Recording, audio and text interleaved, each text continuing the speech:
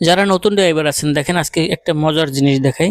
এই যে একটা চোখের মতন দেখতে পাচ্ছেন সামনের বাম্পারের সাথে, গাড়ির যে সামনের বাম্পার এখানে একটা আছে, এবং এই যে দেখেন এই যে এখানে একটা আছে কালো, মানে কালো শেডের ভিতরে পড়ছে, এই যে যে কারণে এটা কালো দেওয়া হয়েছে বা দিছে।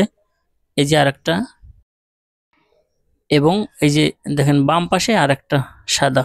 তো প্রত্যেকটা গাড়ির সামনের দিকে এরকমের চারটে থাকে এবং পিছনের বাম্পারের সাথেও চারটে থাকে। এটাই মূলত গাড়ির সেন্সর।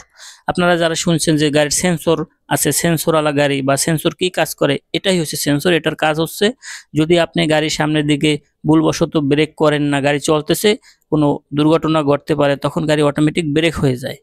আবার পিছনে যদি পার্কিং করতে যান, এই যে পিছনেও চারটা আছে, যে পার্কিং করতে গেলেন কিন্তু যতদূর যাবেন তার থেকে আপনি বেশি যাইতেছেন, তখন গাড়িতে অটোমেটিক একটা অ্যালার্ম দিবে এবং ব্রেক হয়ে যাবে হালকা। আপনি তখন বুঝতে পারবেন যে আর যাওয়া যাবে না। এটা শুধু এই ব্রেকের জন্যই না, আরও এর গাড়ির সেন্সরের আরও অনেক কাজ আছে। সব এক ভিডিওতে দেখানো সম্ভব না, পরবর্তী ভিডিওতে ইনশাল্লাহ দেখিয়ে দেবো।